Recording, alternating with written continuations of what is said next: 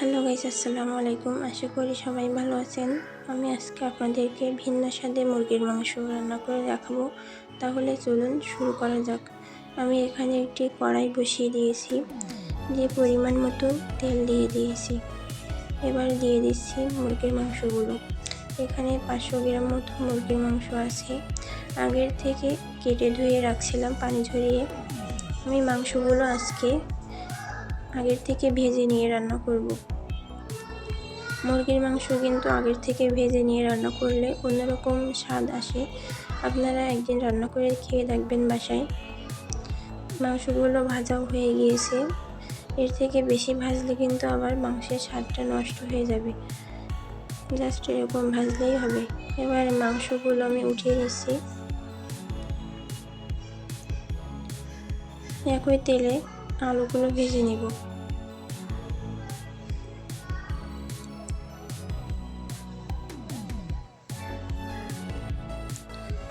এখানে দিয়ে দিচ্ছি স্বাদ মতো লবণ, একটু হলুদের গুঁড়া,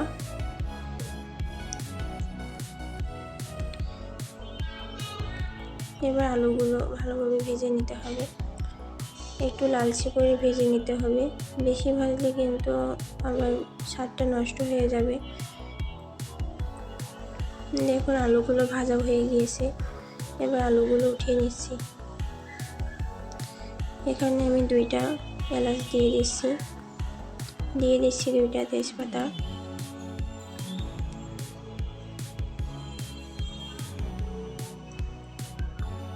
দিয়ে দিচ্ছি কিছুটা পেঁয়াজ কুচি।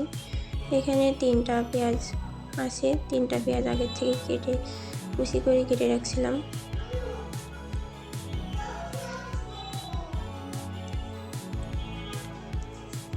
দিয়ে দিচ্ছি 2 টেবিল চামচ রসুন বাটা, 1 টেবিল চামচ আদা বাটা, 1 টেবিল চামচ জিরা বাটা। এবার মশলাগুলো ভালোভাবে কষিয়ে নিতে হবে।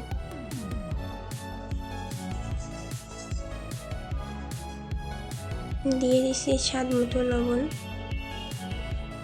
দিয়ে দিচ্ছি 2 টেবিল চামচ মরিচের গুঁড়া, 2 টেবিল চামচ হলুদের গুঁড়া, 1 টেবিল চামচ জিরার গুঁড়া, এটা রাঁধুনি জিরার গুঁড়া। দিয়ে দিচ্ছি ধনিয়ার গুঁড়া 1 টেবিল চামচ।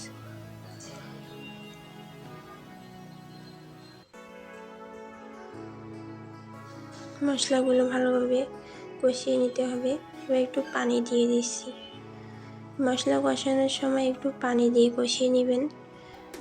পানি দিলে একটু মশলাটা ভালোভাবে কষানো যায়, তলায় লেগে যায় না।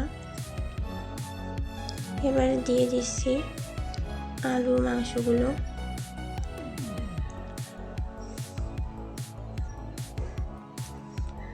মাংসটা কিন্তু ভালোভাবে কষিয়ে নিতে হবে।